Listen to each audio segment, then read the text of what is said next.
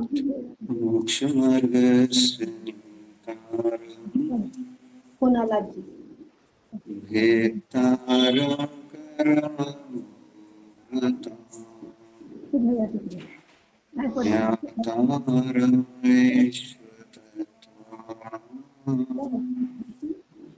वंदे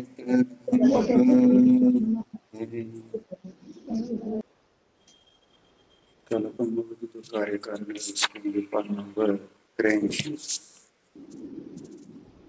कार्य शब्दाचं विश्लेषण करताना सांगितलं त्यांनी की मी जेव्हा माझ्या जीवनातील अशांतीचे कारण शोधण्याचा प्रयत्न करू लागतो तेव्हा स्पष्टपणे लक्षात येते की 24 तास सतत काहीतरी करण्याची, बनवण्याची, मिळवण्याची किंवा दूर करण्याची मी जी ही धावपळ करीत आहे तीच तर अशांती आहे हे आपण बघितलं. व मला तीच तर दूर करायची आहे. म्हणजे काय करायचंय? धावपळ दूर करायची. कसली धावपळ? काहीतरी करण्याची.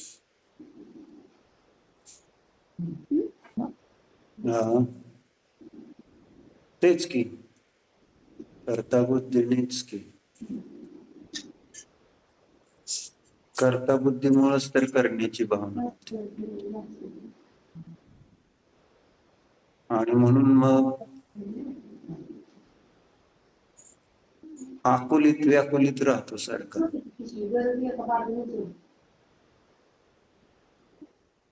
इच्छित कार्य करण्याच्या हेतूने असं आहे.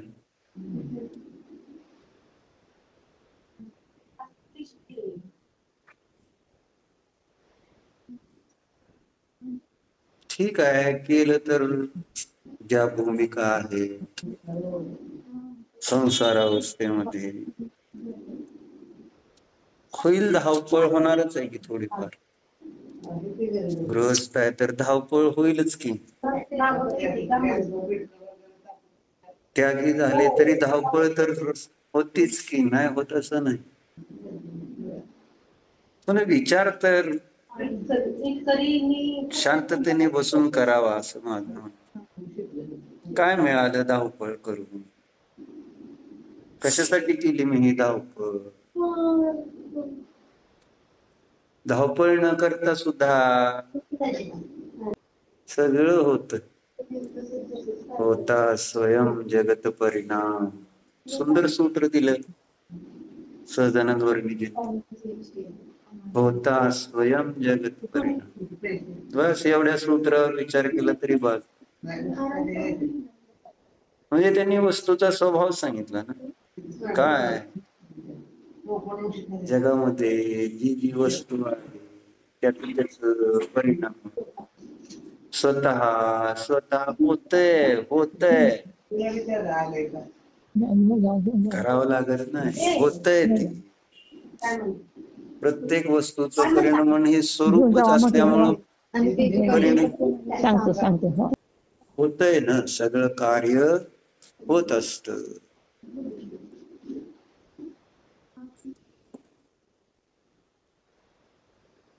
पण ही श्रद्धा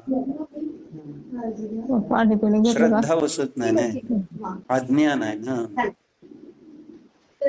अज्ञानामुळे तसं होतंय. श्रद्धा बसण्यासाठी कधी थांबून बघतच नाही ना. बरं बघू थांबून काय. त्यागी थांबले म्हणून ते आमचे आदर्श आहेत. ते थांबून दाखवत आहे. आम्ही थांबलं म्हणून काय थांबले? घरातलं कार्य, संसारातलं कार्य.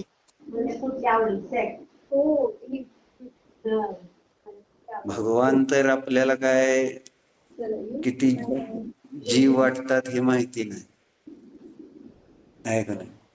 ते एक मूर्ती रूपानेच आपण बघितलेलं आहे. त्यामुळे त्यांच्याकडनं फार कमी शिकलं जात. देवाकडनं. शिकायला पाहिजे भरपूर देवाकडनंच खरंच. पण वेळ कुठे आहे भगवंतांसंबंधी विचार करायला, भगवंतांजवळ बसायला, भगवंतांचं पूजन अर्चन करताना भगवंतांकडं. दार बंद करते का समिता, जरा ढकलून ठेव बघ.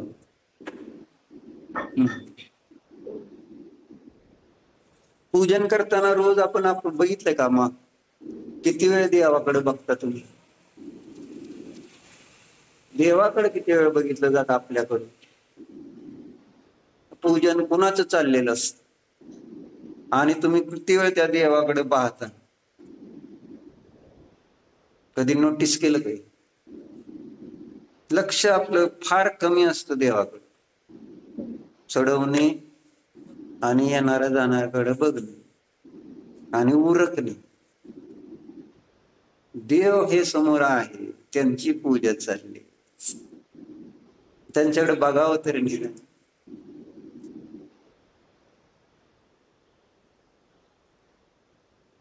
सुंदर मुद्रा असती, भरपूर आपल्याला त्यांच्याकडनं न बोलताही खरं उपदेश जास्त मिळत असतो, घ्यायचा पण असतो. बोलणारा कमी, बोलणाऱ्याकडनं जास्त शिकलं जात. ज्याला शिकायचंय त्याला. ज्याला शिकायचं नाही त्याने बोलणारा असो नाही तर न बोलणार, पण ज्याला शिकायचंच तर तो एकलव्य बनू शकतो. म्हणजे मूर्ती स्थापन करून सुद्धा सर्वश्रेष्ठ धनुर्धर बनू शकतो, शिकायचंच म्हटल्यानं. बरोबर आहे. आणि नाही शिकायचं म्हटल्यानंतर काय, नाहीला काय उत्तरच नाही ना.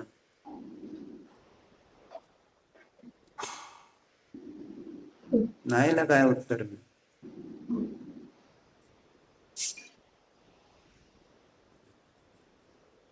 म्हणून ठीक आहे ना, देवापेक्षा त्यागींवर श्रद्धा चांगली आहे अजून सुद्धा. मग त्यागींकडनं तर शिकावं ना, का नाही? ते चालतेत बोलतेत, आपल्यासारखेच आहेत. आपल्याला कुठंतरी त्यांच्यामध्ये आपली समानता दिसून येते ना, म्हणजे एक जीव आहे असं वाटतं. ते मग त्यांच्याकडनं तर आपण किती शिकतो.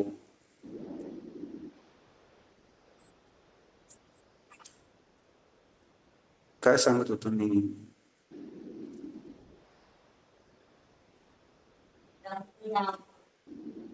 त्यागींचं उदाहरण का घेतलं होतं?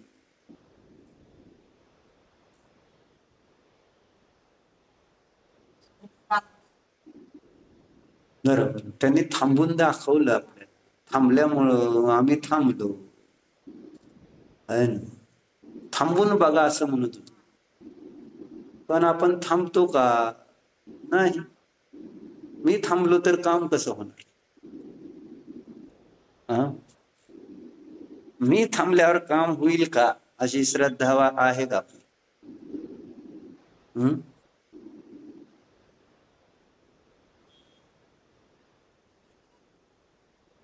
थांबायचं ना.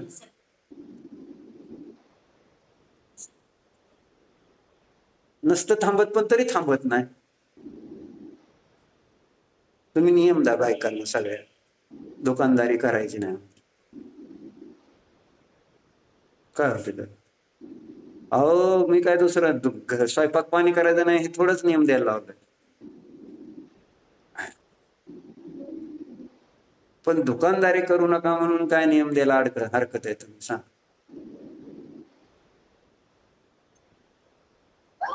त्यामुळं धर्माचा जो ऱ्हास होत चाललाय ना तो थांबेल. त्यागींसाठी जी वेळ मिळणार ना महिलांना सुद्धा, चौके लावायचे असो, विहार असो, काही असो, वेळ कुठे आहे? बायकांना काम द्या, डबल शिफ्ट मध्ये काम करावं लागतंय. डबल शिफ्ट कळते? हा, आहे का नाही? डबल आहे का नाही? पुरुषांचं काम कमी झाले का नाही? म्हणजे शरीराचं काम कमी झालं, बुद्धीचं वाढले पुरुषांचं. कारण बायका दुकानात बसल्यापासून पुरुषांचं डोकं जास्त काम करावं लागतं, चिंता वाढली. बघ काय कसं प्रयोग करून बघा. वर्षभर दुकानात बसायचं नाही, 1 वर्ष काय झालं तरी दुकानात नाही जाणार, नियमच घेऊन टाका, दुकानदारी बघणार. बायकांनाच सांगतो, माझं आमचं. पुरुषांना कशाला? पुरुषांनी स्वयंपाकघरात काम करायचं नाही असं, बायकांनी दुकानात असं चाललंय. बात काय? डॉक्टरला पण जरा विश्रांती मिळेल. त्यांचं पण डबल शिफ्ट मध्ये काम असतं, ते पण स्वयंपाकघरात काम करतात आणि दुकानात पण. काय सपनात आहे? डबल काम करताय का नाही?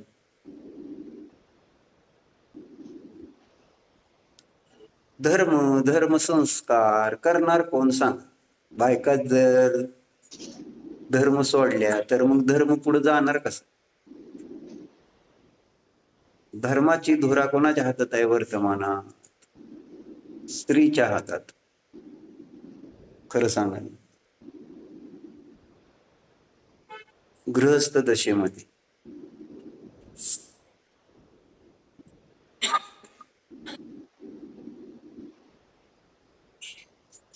असं असतं ते.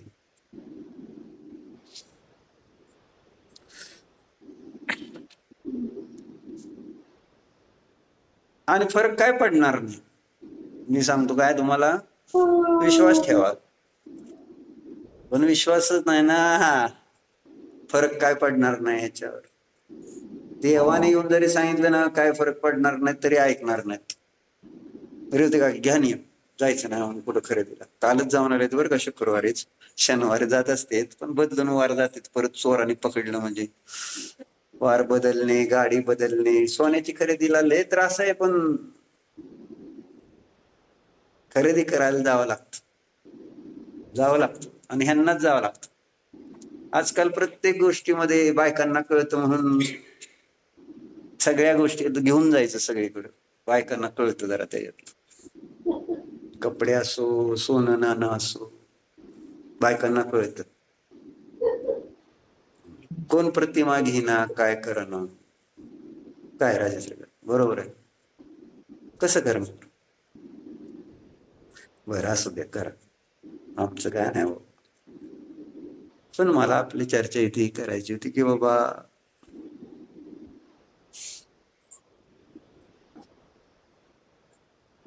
थांबायला आपण त्यागीकडनं तरी शिकलो तरी चालतं.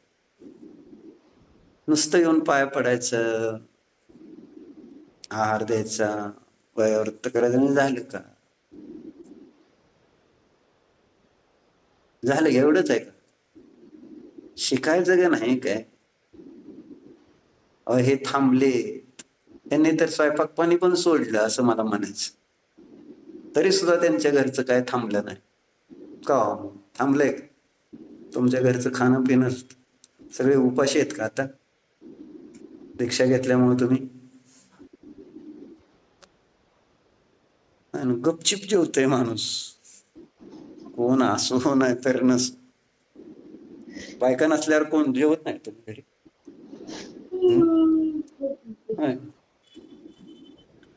त्यांना असं वाटत असतं की आमच्याशिवाय होणार नाही म्हणून विचार. कोणी थांबत नसतं रे, जेवायला भूक लागल्यानंतर गपचिप जेवतोय माणूस. त्याच्यासाठी काय कोणी वाट बघावं लागत नाही कोणाची.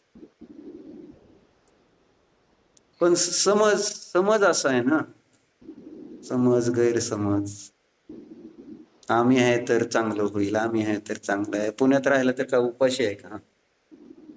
पण घरी आल्यावर असं सिस्टीम असते बायकांची, अरे आता हे खातो का, ती खातो का, ती खातो, ही खा ती खा, आहे ना. मग कौतुक मानचं, आम्ही शेंगा आणल्या, मी अमुक केलं, मी तिकडं गेले, आणि मी 200ची शेंग 100त आणली.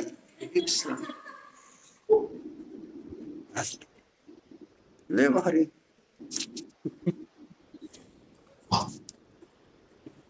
आणि मिरचीचा ठेसा केलाय आणि ती खबर का आठवणीनं.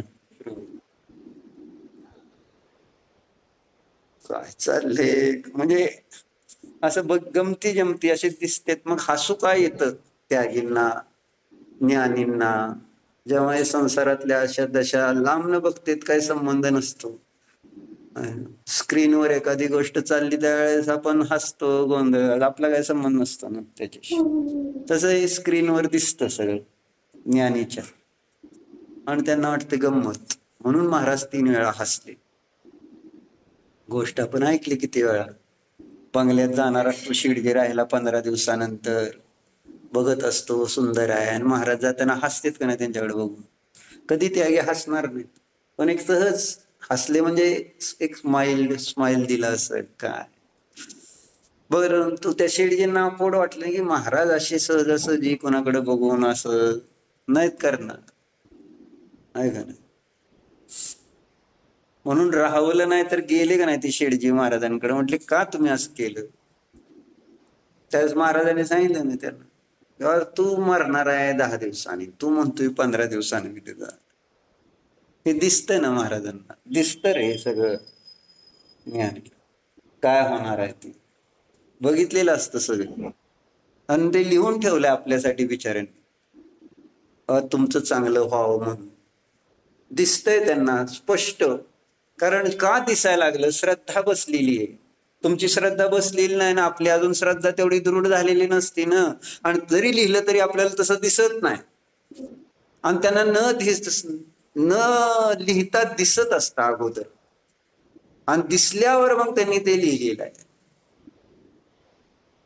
बरोबर आहे का. मग ज्ञानींचं लिखाण कसं असतं, त्यांनी कुठेतरी कॉपी करून लिहिलेलं नाही ह्या ग्रंथातल्या ह्याच्यात, असं काय नाही. त्यांना असं सगळी सृष्टी बघत असते आजूबाजूला, जाणतात ते सगळं, पाहतात जीवाचे नाना जीव, नाना कर्म, नाना प्रकारचे परिणाम पाहत असतेत ना ते सगळे. आणि मग पाहत असताना मग सहजतेनं सगळं माहिती आहे, वस्तू स्वरूप निश्चयाने, व्यवहाराने, आहे ना, अनेकांत स्वरूप माहिती आहे वस्तूचं. त्यामुळे त्यांना ते दिसतंय की हा जीव कोणते परिणाम करतोय, या परिणामाचं त्याला काय फळ मिळणार आहे. हे जे आपण वाचतो, ऐकतो, भावपरिमल वाचतोय का नाही, काय फरक पडतो सांग. त्याच्यात ते वाचलं म्हणून तुला असं वाटलं आता आपल्याला हे कसं काय, आपण त्याच्यात उंट होतोय, गाढ होतोय, डुक्कर होतोय, असं काय सगळं लिहिलं असेल ना, काय फरक पडला. तुला वाटतंय का मी होईल म्हणून तसं. आणि त्याच्यातले ते परिणाम आपल्याद्वारे होतील का नाही होत, आणि ते होत असताना आपल्याला ते आठवतंय का, असा परिणाम याचं कारण लिहिलेलं आहे असं मी वाचलंय, तर मग व्हॉट एम आय डुईंग, मी काय करतोय हे.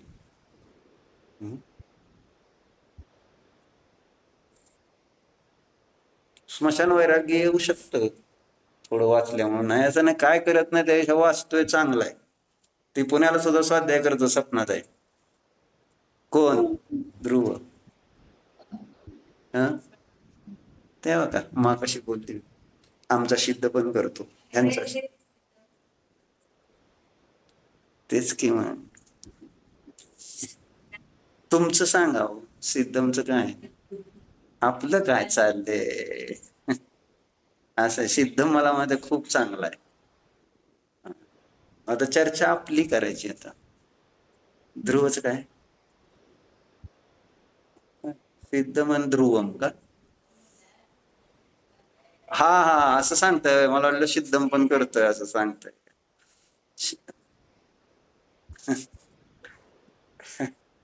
छान करतेत मग स्वाध्याय, काय करत नाही, चांगला स्वाध्याय तरी करतो. मग आता पुढे प्रेरणा तर द्यायची, बाकी काय. आता आपलं पुढच्या स्ट्रीप मध्ये आल्यावर थांबायचं नाही, आपण थांबतोय म्हणजे आता पुढं आहे की संपलं काय. ह्या स्टेप मध्ये आल्यावर थांबलं पाहिजे का? कळल्यानंतर आता प्रेरणा तर घेत राहायची, यथाशक्ती पुरुषार्थ करत राहायचं. मग भवितव्यता काललब्धी आहेतच ती, आहे का? पण त्याच्या मागे लपून आपण आपला पुरुषार्थ आहे ना, पुरुषार्थामध्ये प्रमाद नाही झाला पाहिजे. प्रमाद आणि प्रमाद वाढत जातो. सवय प्रमादाची आहेच, आहे का? म्हणून एका राज्यात एक गोष्ट वाचली होती. एका राज्यात आहे ना, वाच सांग थोडक्यात. चांगलं सगळं राजा चांगला होता, सगळ्याला सगळ्या प्रकारे मदत, म्हणजे न्याय व्यवस्था आहे ती सगळी. पण त्याच्या राज्यात काय आळशी लोक होते, आळशी. मग काय नाही, काम काय करायचं नाही, जसं वर्तमानात लाडकी बहीण द्या 2000-2500 बसा घरात, काय काम करायचं नाही काय. आणि अशा वेगवेगळ्या योजना, पैसे घरात येऊ लागले, कामाचं हेच आहे. आळस आळस झालं. मग असे लोक आळशी त्या राज्यात झाले. मग त्या आळशी लोकांनी एकत्र येऊन एक दिवस राजाला म्हणले की हो, आमच्यासाठी एक व्यवस्था करा वेगळी, आम्हाला काय काम करायला जमणार नाही, आमच्यासाठी एक वेगळी व्यवस्था करा, राहायची, खायची, प्यायची. काय? राजा म्हटला ठीक आहे. मग त्यांच्यासाठी एक मस्तपैकी महाल बांधून दिला. कोणासाठी?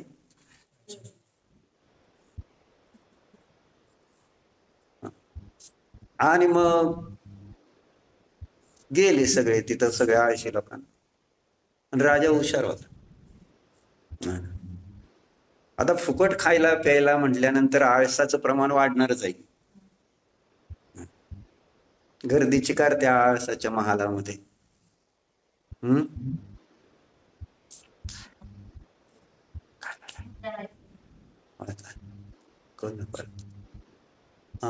मग काय झालं, एकदा सगळे झोपले होते आळशी लोक, आणि राजाने दिसला आग लावून दिली त्या महाला. काय आग लागल्यानंतर आता इकडं तिकडं पोळायला लागलं, गरम व्हायला लागली की माणसं पळायला लागली त्याच्यात.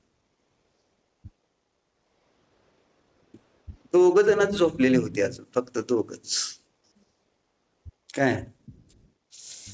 आणि मग ते दोघांपैकी एक जण जो झोपला होता त्याने आपलं जरा म्हटला शेजारी, अरे जरा गरम लागतं रे पाठीला.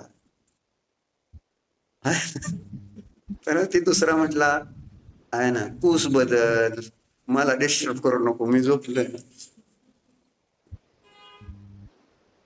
मग राजाने सांगितलं की खरोखर राज्यामध्ये ही दोघच आळशी आहेत, बाकी नुसती काम चोर आहेत. मग त्या दोघांची तेवढी व्यवस्था केली आणि बाकीच्यांना मात्र कामावर पाठवलं. आता लावू का आग? म्हणजे धर्माच्या बाबतीत सगळे असे चोर आहेत असं मला सांगायचं. आळशी धर्म करण्याच्या बाबतीत. खरं तर खरे आळशी जे असतील ज्यांची दुर्गती होणार ती एखादा दुसराच सापडेल खरं तर. पण बाकी सगळे आहे ना, उगाच अनुकूलता आहे म्हणून धर्म करण्यामध्ये आळस. बरोबर आहे का? कशामुळे आळस आहे? कशामुळे? म्हणजे इच्छेनुसार कार्य होते, त्यामुळं असं काही आपल्याला धर्म कार्यामध्ये पेटून उठलं पाहिजे असं वाटत नाही. ठीक आहे, नाही केलं तरी माझं असं काही नडत नाही आहे. धर्म नाही केला तर काय नुकसान होतंय का? स्वप्नात आहे तुमचं, शास्त्राला नाही आला, दुकानात बसला, नुकसान आहे का काय तुमचं? असं तुम्हाला वाटतं का नुकसान झाल्यासारखं? काय नाही, त्याला काय असतं, शास्त्रच असतं, नुसतं ऐकायचं, सांगते. असं माझं नुकसान होतंय, दुकान बंद झालं, दुकानात नाही बसलं तर नुकसान होतंय म्हणून दुकानात बसतं का नाही? सपनाताई, तुमचं सपनाताईच नाव आहे ना? दुकानात का बसतं सांगा? कोण नसतं म्हणून? त्यावेळेसच बसतं ना? सारखंच असतं का नसतं? बरं, असं नका. पण बसायचं प्रयोजन काय? नुकसान होऊ नये तेवढंच आहे ना ध्येय. मग व्यवहारामधलं नुकसान होऊ नये याची आपण चिंता करतो, काळजी घेतो. माझं किती नुकसान होतंय म्हणून माझं म्हणजे माझं म्हणजे जीवाचं, जीव लक्षात घ्या राव. ध्रुव, हे शरीर तू नव्हेस. लक्षात येते का तुला? काय तुला माहित आहे का तू कोण आहे? आता सांगतो ऐका. आणि सांगायचं असलं तर नियम घ्यावा लागेल ब्रह्मचर्याचा. तू कोण आहे आता सांग. तर मी काय सांगितलं त्याला नियम घ्यावा लागेल ब्रह्मचर्याचं. जर तुला बरोबर सांगायचं उत्तर असलं तर, चुकीचं झालं तर उत्तर नाही द्यायचं. तू कोण आहे? ब्रह्मचर्य व्रत घ्यावं लागेल असं सांगितलंय मी. म्हण आता. मग सांगितलं उत्तर तर घ्यावं लागेल ना. हा जीवन घेतो का कसं करतो? द्या नियम त्याला ब्रह्मचर्याचं. लग्न होय तोपर्यंत घेतो मग पंचमहान साक्षीने असं असे नीट प्रिया असं करतात का? असं आम्हाला नियम द्या. मी कसं तुम्ही असताना मी ना नियम द्या. पंचमहान साक्षीने सर्व दोषाचे प्रायश्चित म्हणून कसं 1 वर्षाचं का लग्न व्हायचं? तुझी दृढता असते तर आम्ही आपलं जास्त टेन्शन देत नाही. तुझ्या तू ठरव वाढवायचं, नंतर वाढव. करायचं असलं दृढता असली तर मी तर कायमच म्हणतो. कारण आचार्याने सांगितलंय उत्कृष्ट. एखादा जर कोणी आला नियम घ्यायला, आता ही जबरदस्तीने देतोय, पण कोणी नियम जर घ्यायला आला तर पहिल्यांदा महाराज हो असा सांग. मग नाही मला जमणार, बर मग प्रतिमा घे 11वी. नाही जमणार 10वी, 9वी, 8वी, असे क्रमाने उतरत येते. अगोदरच बर मग आलाय नियम घ्यायला, बर घे आपलं रात्री भोजन त्याग घे किंवा 5 उदंबर फळाचा त्याग कर, असं नियम दिलं तर ते महाराज दोषी आहेत असं सांगितलेलं. कारण त्याचा उत्साह किती आहे तुम्हाला माहिती नाही. आणि जर त्याच्या उत्साहाला तुम्ही मग काय केलं, आवरण टाकलं, तर तुम्ही त्याच्यामध्ये दोषपात्र आहात असं सांग. म्हणून मी मला दोष लागू नये, उत्कृष्ट मला पण साधना करायची. आणि मी तुला जर बारका नियम दिला तर मग माझी पण साधना चांगली होणार. बरोबर आहे. आणि तुझा उत्साह जेवढा आहे तेवढाच घ्यायचा, जास्त घ्यायचा नाही हे सांगतोय.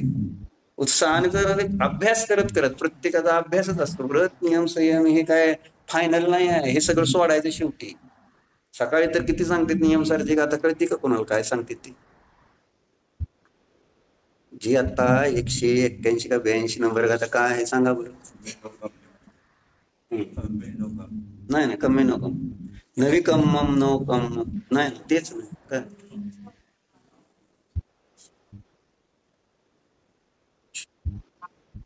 नवी कम्मम नो कम्मम नवी चिंता नीव अट्टरुद्धानी नवी धम्म सुख जाणे तथ्य होई निर्वाण. नियम सारखून पाठ आहे माझा. आपलं सांगितलं तुम्हाला. म्हणजे पाठ करायला माणसं ईर्ष्याळू असतात बायका म्हणून त्याच्यासाठी. आणि ईर्ष्या केली तर चालते अशा बाबतीत. नवी कम्मम नो कम्मम नवी चिंता नीव अट्टरुद्धानी नेव धम्म सुख जाने तत्तेवय होई निर्वाणम. असं गाथा होती नाही ना. काय त्या गाथेमध्ये आचार्याने किती काय सांगितलं माहिती आहे तुम्हाला? काय सांगितलं? कर्म नो कर्म हे तर ठीक आहे, कोणी तुम्ही रोज म्हणताय आहे ना. कर्म नाही, नो कर्म नाही, चिंता नाही, ठीक आहे. आणि प्रत्येकाला आचार्याने टीका लिहिताना हेतू दिलेला आहे. कर्म का नाही मी, नो कर्म का नाही मी, आहे का इथं नियमसार तुम्हाला वाचून दाखवलं असतं.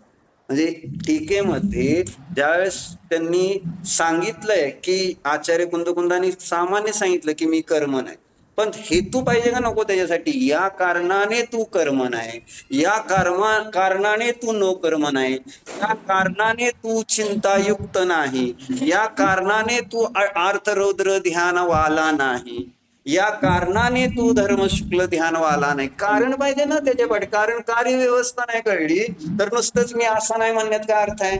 राहिला नियम तुझा, विसरून नाही मी जाणार. शेवटी देतो म्हणजे तोपर्यंत चिंतन कर, कुठं घ्यायचंय, कसं घ्यायचंय, काय घ्यायचं आहे का नियम सारखं घरनं आणताय.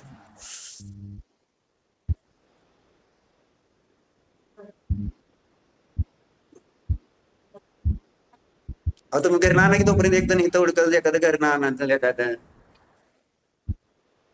उठा मग जरा बघा टीका नाही ती कुंद कुंद वारते. समिता सापडते का बेटा? नाही. हात लावला की नियमसार तयार व्हायला पाहिजे माहितीये का? अशी अशी शक्ती पाहिजे. होऊ शकतं का नाही असं? त्या सापाचा हार झाला का नाही? हा होत. आपल्या इथं मोहती सागर महाराजांना नाही बसले सगळे ग्रंथ आले का नाही कारंजावरनं. आहे इतकी ताकद आहे आपल्या धर्मामध्ये. खरं कोणते चमत्कार इतरांचे काय, आपल्याकडे सुद्धा भयंकर मोठी चमत्कार. पण आपलं श्रद्धान तेवढं राहिलंय कुठं? श्रद्धान असेल ना आहे ना. हा टीका पाहिजे. टीका तर ती तर गाथा सांगितलीच होती.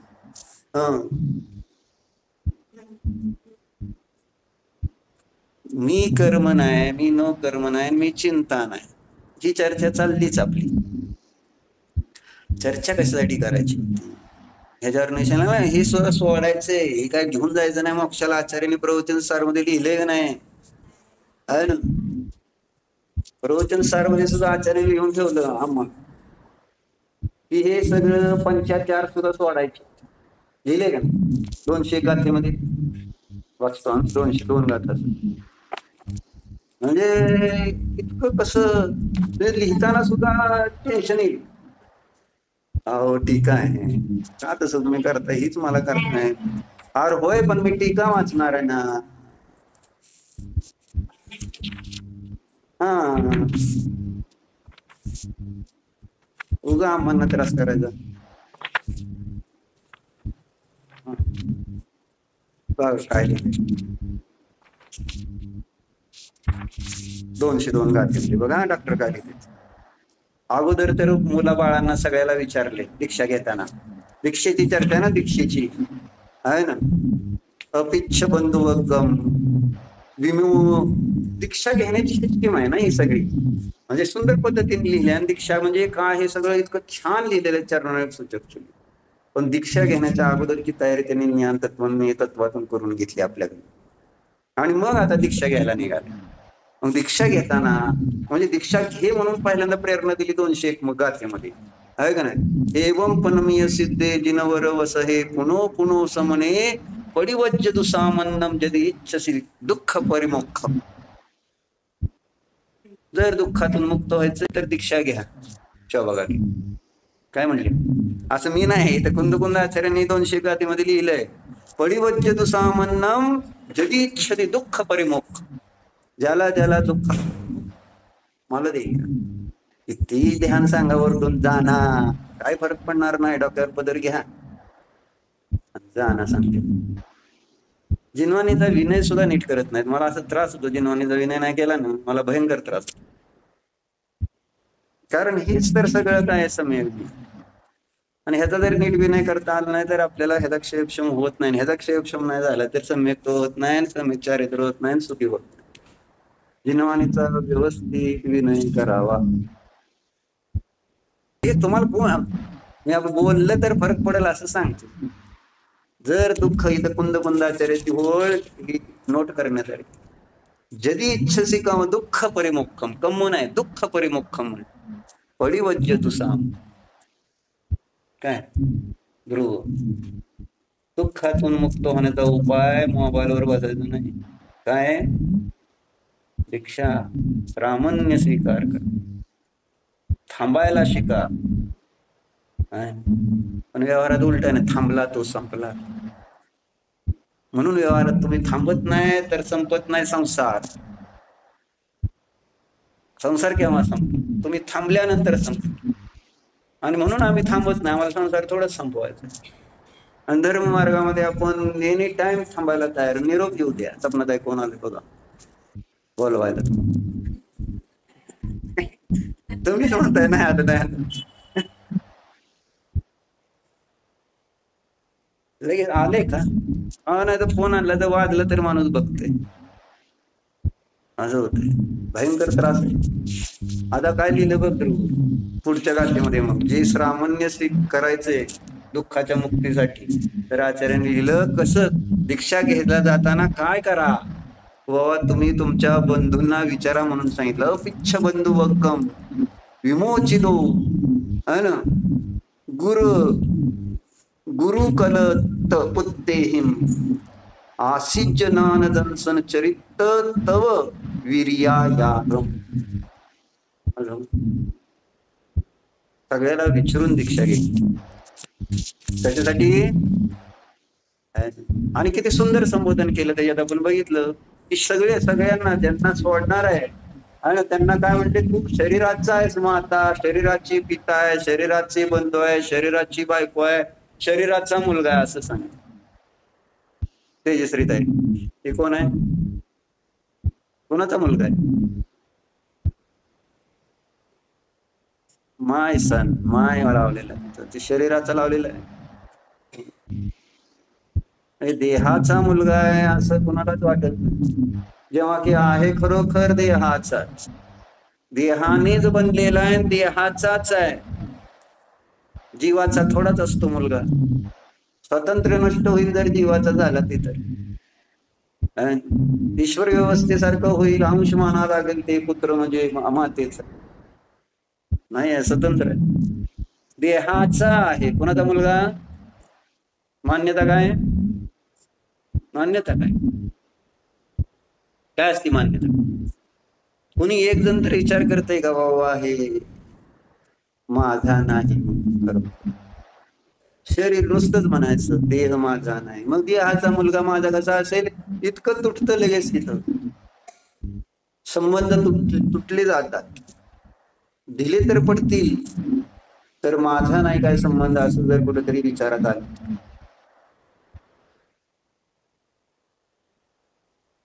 आणि हे करावं लागेल जर सुखी व्हायचं असेल तर. ज्याला सुखी व्हायचंय त्याला हाचा अभ्यास करावा लागेल. आज करा, उद्या करा, नाहीतर अनंत काळानंतर करा. ज्या दिवशी सुखी व्हायचंय त्या दिवशी हेच त्या ठिकाणी आहे ना करावं लागेल. हाच मार्ग अवलंबावा लागेल. मग चर्चा ही चालली ती व्रत आहे ना, हे तर बंधू वगैरे सोडले बरोबर आहे, पण जे पंचाचार स्वीकारले ते सुद्धा सोडायचे असं आचार्य सांगतात. बघा काय लिहिते तिथं, हिंदीत वाचतो मी बघा. काय लिहिलं बघा. आता बघा, जिस प्रकार बंधु वर्ग से विदा ली, अपने को बड़ों से, स्त्री और पुत्र से छुड़ाया, उसी प्रकार अहो, काय म्हणतात बघा, अहो काल, विनय, उपधान, बहुमान, अनिन्नव, अर्थ, व्यंजन और तदुभय संपन्न. काय असते ते?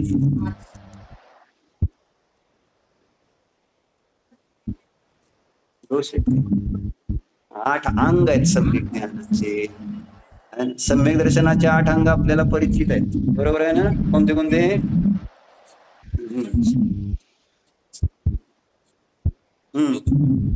काय? भगवान. बघा किती हुशार आहे, म्हणजे माझ्या मुळे असं ती म्हणतो, बाकी काय नाही. तर हे 8 सम्यक दर्शनाचे अंग आहेत ना, तसे 8 सम्यक ज्ञानाचे, बरोबर आहे? आता ते सांगायला लागलेत का नाही, है ना? काल, विनय, उपधान, बहुमान, अनिन्नव, अर्थ, व्यंजन आणि तदु, आहे ना? तदुभय संपन्न ज्ञानाचार, त्याला ज्ञानाचार म्हणजे याचं पालन करणं हे ज्ञानाचार आहे.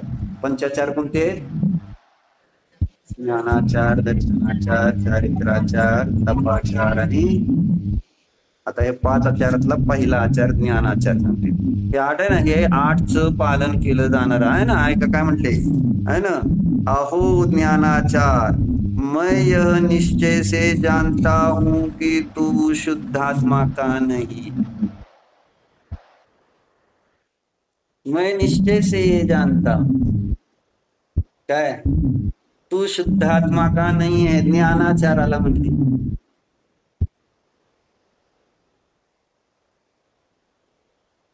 व्यवहार आहे ना हा.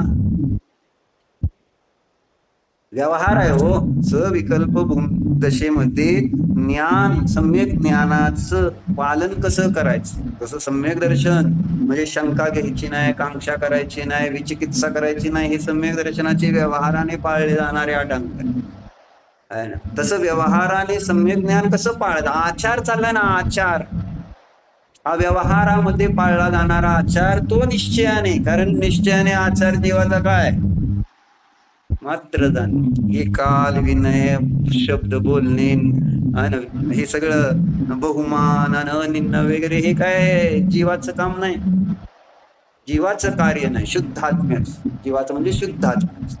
नाहीतर असं कशाला म्हटले असते, निश्चय से जानता हूं कि तू शुद्धात्मा का नहीं है. सोडायचंय ज्ञानाचार सुद्धा, ब्रह्मचर्य सुद्धा सोडायचंय, तुला माहिती नसतं. कशाला घ्यायचं मग असं सोडायचं असल्यानंतर, आता प्रश्न येईल परत अजून तुला. आणि परत आलं मग सोडायचंय तर मग काय घ्यायचंच कशा आहे ना. पण दोन्ही भूमिकेत फार मोठं अंतर आहे. अप्रतिक्रमण, प्रतिक्रमण, अप्रतिक्रमण, तीन अवस्था आहेत का नाही. अप्रतिक्रमण अशुभ, प्रतिक्रमण शुभ आणि अप्रतिक्रमण शुद्ध. बरोबर आहे का. तसं तीन अवस्था कळलं ना. म्हणजे अब्रह्मापेक्षा ब्रह्मचर्य शुद्ध आहे, शुभ आहे, आणि त्या ब्रह्मचर्यांना सोडलं म्हणजे शुद्धामध्ये गेलं. असं तिसऱ्याची गोष्ट सांगतो. मग तू घाबरू नको ब्रह्मचर्याला, असं सांग. घाबरत नाही आता मला दिसायला. म्हणून मगाशीच त्याच्या वडिलाला म्हटलंय, काय तुमच्या इच्छा असेल, वडिलांना ह्याच्या फार मोठी इच्छा आहे, मोठं लग्न करायचं असं. पण आता त्यांच्या भाच्याचं लग्न आहे. मी म्हटलं तुझी काय इच्छा असेल तर भाच्याच्या लग्नात पूर्ण कर, कारण मुलाचं लग्न होईल नाही होईल काय सांगता येत नाही. जर माझ्या बरोबर राहिला तर कदाचित आत्ताच ती नियम घ्यायला लागेल. मग काय बदलल की आहे का नाही. कॉन्फिडन्स रे, आणि जोश असला, यस हो होऊ शकतं. शीतल का काय यस असं करता येतं का नाही, तसं करायचं. थोडंच लगेच होणार आहे, पण कॉन्फिडन्स आतला आपला असला, हो हे खरं आहे. काल पण त्यांनी सांगितलं मला घरी गेला, हो तुमचं बरोबर आहे मामा सर. म्हणजे त्याची चर्चा आपण काल केली ना, आहार वैमतून परिग्रह याच्यावर, आणि त्यावेळेस त्याला घरी गेल्यावर संसार काय हे सगळं कळते म्हटलं मला. पण एकदा परत इकडं आलं की पुन्हा ते सुटत नाही असं. बरोबर आहे, समजायला लागलं, संस्कार पडायला लागले, आणि संस्कारच फार महत्वाचे आहे. सुटणार एक दिवस, आज जर आत्ता सगळं सुटेल असं नाही, सुटलं तर वेलकम. त्याच्यामुळे माझं कल्याण आहे, दुसऱ्याचं होईल नाही होईल ते त्याची योग्यता आहे, पण ते काम माझ्या कल्याणाचं आपल्यावर, आपल्याजवळ श्रद्धा पाहिजे. माझ्या कल्याणाला कारण आहे धर्म, जे मी आज करतोय ते आणायचं आत. बाहेर तुम्ही पण बाहेर, ते पण बाहेर, सगळे बाहेर, सवय सगळी बाहेरची. म्हणजे तू काल सांगितलं नाही, परिग्रह संज्ञा शिकवली जाते बुद्धीपूर्वक. हे अगोदर वडील शिकवायचे परिग्रह संज्ञा, आता आई पण शिकवायला लागली परिग्रह संज्ञा. बघा ट्रॅजेडी ही आहे वर्तमानातल्या मुलांची, पाप ही आहे. पूर्वी वडीलच फक्त शिकवत की परिग्रह कसं करायचं. बरोबर आहे, तुम्हाला कोणी शिकवलं? आईने शिकवलंय परिग्रह गोळा करायला? आमच्या तर नाही शिकवलं. पण आजकालच्या प्रत्येक आया काय शिकवलं? परिग्रह. मुलांना शिकवायचं वडिलांपेक्षा आजकाल आता आहे ना, आया ज्या आहेत ते अजून जास्त फॉर्मात आले परिग्रह संज्ञेमध्ये. परिग्रह संज्ञेमध्ये मुलांना हुशार करायचं, तरबेज करायचं.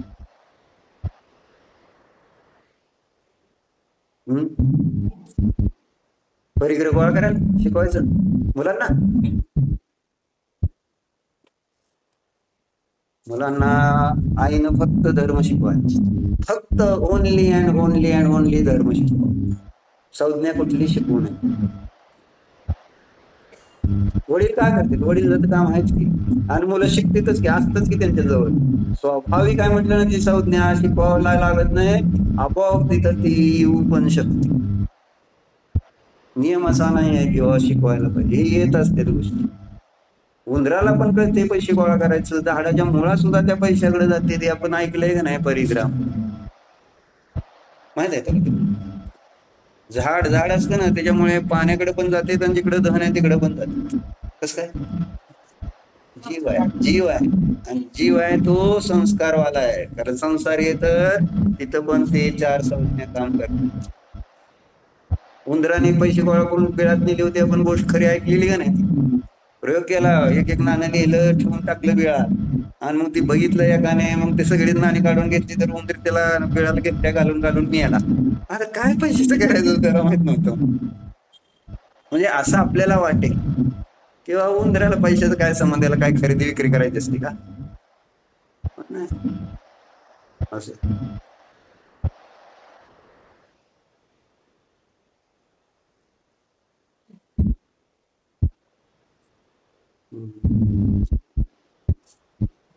रोज एका माता पित्याला सांग.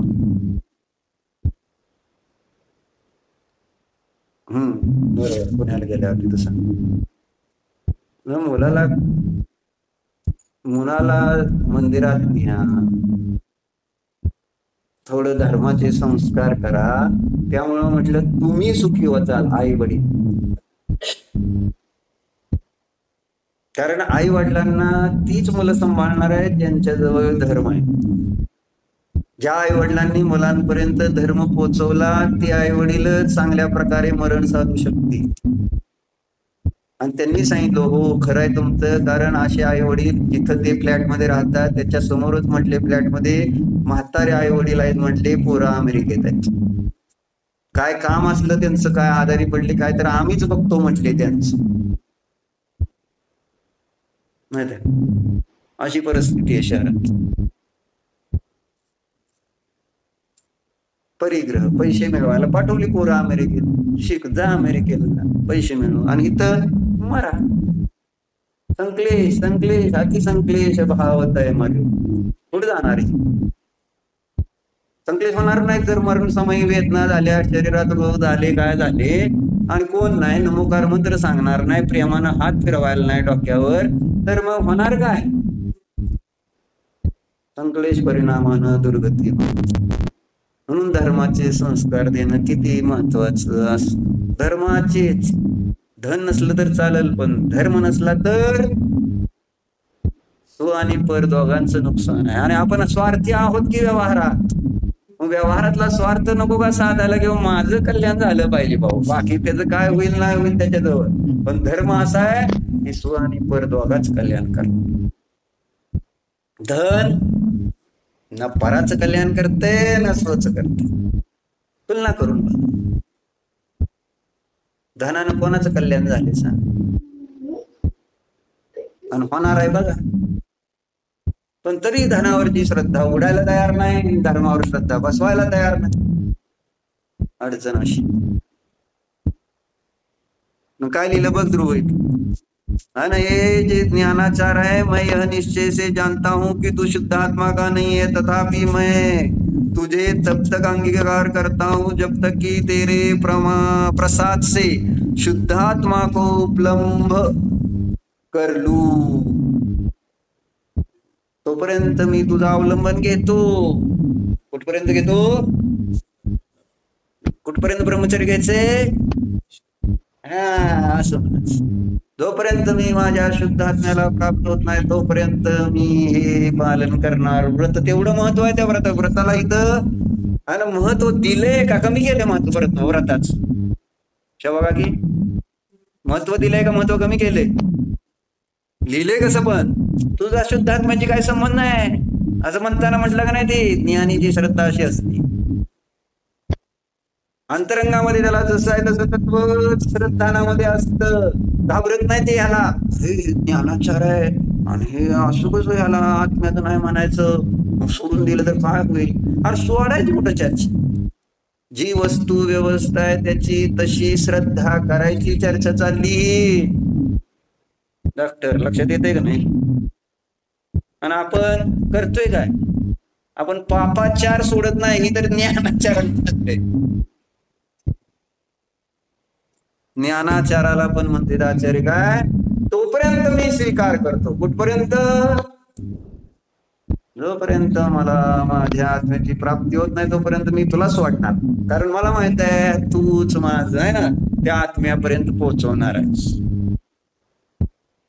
असं आहे. ना तसंच त्यांनी मग दर्शनाचार्याला पण तसंच घेतलंय, निशंकित. बघा वाचतो तुम्हाला पाहिजे, पण 4:05 झाले. माताजींचं भगवती आराधना राहील, तुम्ही वाचा. माताजी म्हटलं तर वाचतो. तुम्ही सगळे म्हणा की वाचा. परत म्हणणार यांचंच वाचते ते आम्हाला वाचून दिलं नाही, असं पण म्हणायला माग परत तुम्ही कमी करणार नाही बारीकाती. काय पूर्ण थांबा, एवढं एक वाचतो फक्त.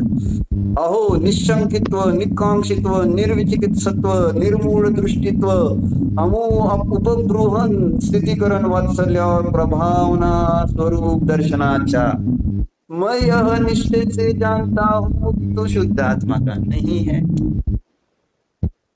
तसली पण ही एवढी श्रद्धा आहे. हे जे 8 अंग आहेत ती माझे नाहीत म्हणून डॉक्टर म्हणणार का? तुम्ही म्हणू शकाल का निशंकित अंग माझे नाही म्हणून? पण कुंद अमृतचंद्राचार्य म्हणायला घाबरत नाही. आता नाहीच ना, तत्व आहे असंच आहे म्हणून त्यांनी शंका घ्यायची सोडलं नाही. तुम्हाला शंका येते लगेच, असं कसं? आपल्याला शंका येते ना. निशंकित अंग शुद्ध आत्म्याचं नाही म्हणले, मग काय शुद्ध आत्म्याचं?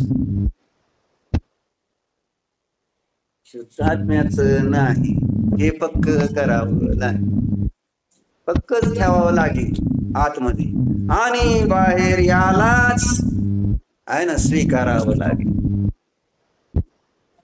जोपर्यंत शुद्ध आत्मा, म्हणून पुढे म्हणले ते काय म्हणले बघा, तथापि तुझे तब तक अंगीकार करता हूं जब तक कि तेरे प्रसाद से शुद्ध आत्मा को उपलब्ध कर लूं. तुझ्या प्रसादाने जोपर्यंत मला शुद्ध आत्म्याची प्राप्ती होत नाही तोपर्यंतच मी तुला स्वीकार करतो, तोपर्यंत स्वीकार करणार आहे जोपर्यंत प्राप्ती होत नाही. पण मला आतमध्ये एवढं माहित आहे की तू माझा नाही, नाहीतर ते सुटणार, नाहीतर ते सुटणार नाही. दुसरं सोडाल आणि ह्याला धरून बसताल काय? ब्रह्मचर्याला पण धरून ठेवायचं, किती आनंद होतोय. माझ्या टेन्शन मध्ये आलता, आता ब्रह्मचर्याला धरून ठेवायचं नाही म्हटल्यावर हा हे बरोबर सांगताय. आता मला छान वाटत. म्हणून अध्यात्म हे स्वैराचाराकडे येणार असत जर नीट त्याला आगमाची जोड नसेल. चिंतन करा बाकी आता नंतर. हो आता कसं, आता आपण ऐकूया ना नियमसार नंतर. एक नुसतं तुम्हाला हेतू देतो. हेतू कसा लिहिलाय बघा, टीकेमध्ये हेतू दिलेले प्रत्येक वेळेस. नवी कम्मम नव कम्मम म्हणले की नाही तसं. आता बघा कर्म जीवा आता दिलंय बघा, सदा नियमसार सदा निरंजनत्वात् न द्रव्य कर्म अष्टकम.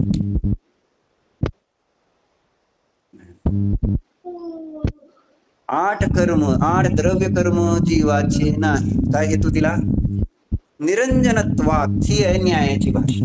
हेतू दिला मी अष्टकर्म रहित आहे, कारण निरंजन असल्यामुळे हे कारण कार्य व्यवस्था. हेतू पाहिजे ना, मी का नाही कर्म, कारण मी निरंजन आहे, माझा स्वभाव निरंजन आहे, असा हेतू दिलाय. नो कर्म का नाही सांगितले बघा, अन त्रिकाल निरुपाधी स्वभाव रूपत्वात. माझ्या आत्म्याचा स्वभाव त्रिकाल उपाधी रहित आहे आणि म्हणून मी नो कर्म नाही. हेतुपूर्वक जेव्हा आपण त्या गोष्टीला नाही म्हटलं तर आपल्याला त्याची श्रद्धा बस, तर मी नो कर्म नाही. अरे का नाही? मी त्रिकाल उपाधी रहित आहे म्हणून नाही. ही नो कर्म उपाधी आहे आणि मी तर उपाधी रहित आहे आणि म्हणून नो कर्म माझं नाही. चिंता का नाही माझं बघा, आहे ना, अमनस्कत्वात न चिंता. माझा स्वभाव आहे ना कसा आहे, अमनस्क आहे. मग मनच नाही हा, म्हणून मग चिंताचा विषय कशाला येतो? आणि मला चिंता का नाही? का नाही? कारण मी मनरहित आहे. ही हेतू आहे. म्हणून हेतूवर जोर दिला पाहिजे. आचार्याने हेतू दिलेले आहेत. नाही म्हणायची, बाकी नंतर. हो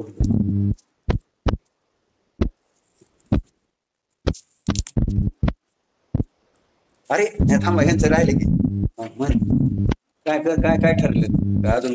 कितीच, कुठपर्यंत, काय का महिन्याचं घेत? मला वाटलं होतं हा 1-2 का 1. हा म्हण. पंचपरम साक्षीने सर्व दोषाचे प्रायश्चित म्हणून 2 महिन्यासाठी स्थूल रूपाने ब्रह्मचर्य व्रताचं पालन करेन. आज तारीख 22/2 आहे, 22/4 पर्यंत. सगळीकडे